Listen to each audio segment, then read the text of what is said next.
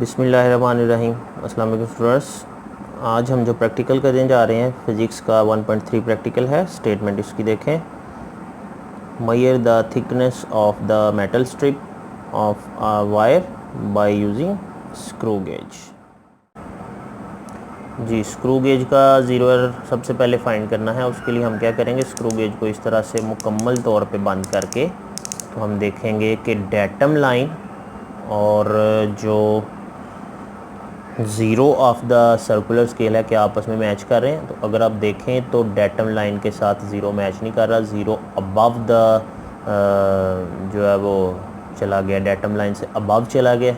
इसका मतलब कि हमारे स्क्रू गेज में जो है वो नेगेटिव ज़ीरो एरर है। और इसकी नेगेटिव ज़ीरो एरर कैसे निकालेंगे, ये वैल्यू है इस वक्त ये 96 पे इसको मैच कर रहा है। तो कंसाइडिंग डिवीजन है 96, तो 100 माइनस 96 करेंगे तो 4 आ जाएगा। तो नेगेटिव ज़ीरो एरर हमारी आ जाएगी किस तरह से, 4 को 0.01 से मल्टीप्लाई करें तो माइनस 0.04 हमारी आ जाएगी ज़ीरो एरर, और ज़ीरो करेक्शन आ जाएगी प्लस 0.04। इसको अभी हम लिखते हैं। जी, सबसे पहले least count of the screw gauge वो है 0.01 मिलीमीटर, और जो ज़ीरो एरर हमने फाइंड की है वो आई है माइनस 0.04, और ज़ीरो करेक्शन लिखी जाएगी प्लस 0.04। अच्छा जी, ज़ीरो एरर फाइंड करने के बाद हमने क्या करना है, ये जो गिवन ऑब्जेक्ट है इसको हम इसमें स्क्रू गेज में सेट करेंगे और अब हम देखेंगे इसकी रीडिंग क्या आ रही है। तो सबसे पहले हमने लिखनी है मेन स्केल रीडिंग।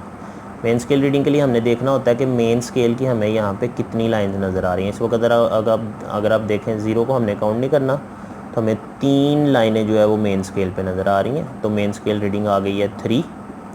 और कंसाइडिंग डिवीजन सर्कुलर स्केल की जो हमने फाइंड करनी है उसके लिए हम देखेंगे कि यहाँ पे कौन सी वैल्यू जो है वो कौन सी लाइन कंसाइड कर रही है।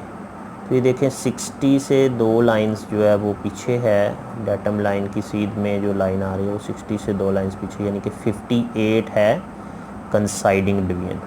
तो मेन स्केल रीडिंग हमारी 3 है, कंसाइडिंग डिवीजन है 58।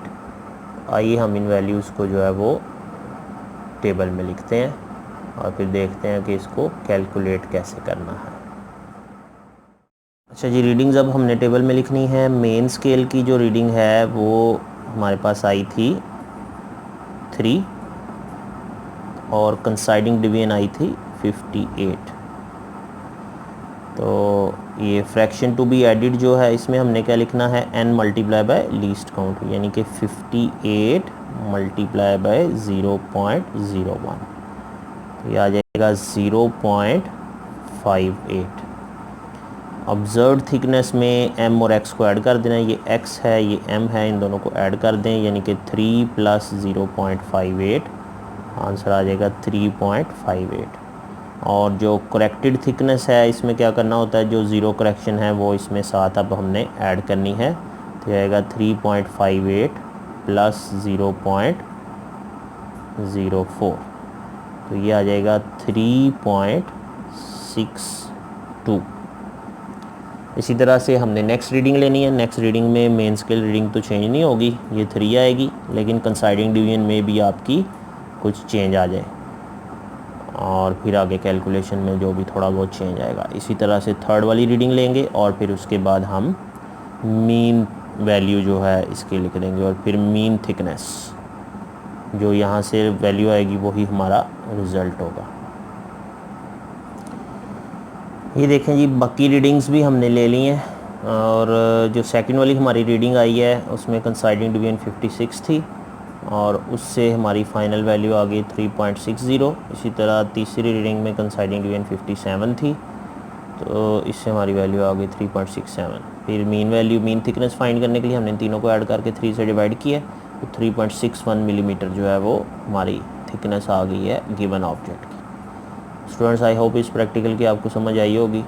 आपको कोई भी क्वेश्चन पूछना हो तो कमेंट में ज़रूर पूछिएगा अपने दोस्तों के साथ, और तमाम स्टूडेंट्स जिनको इसकी ज़रूरत है उनके साथ शेयर करें, ताकि ज़्यादा से ज़्यादा लोगों के साथ ही पास ये इन्फॉर्मेशन पहुंच सके।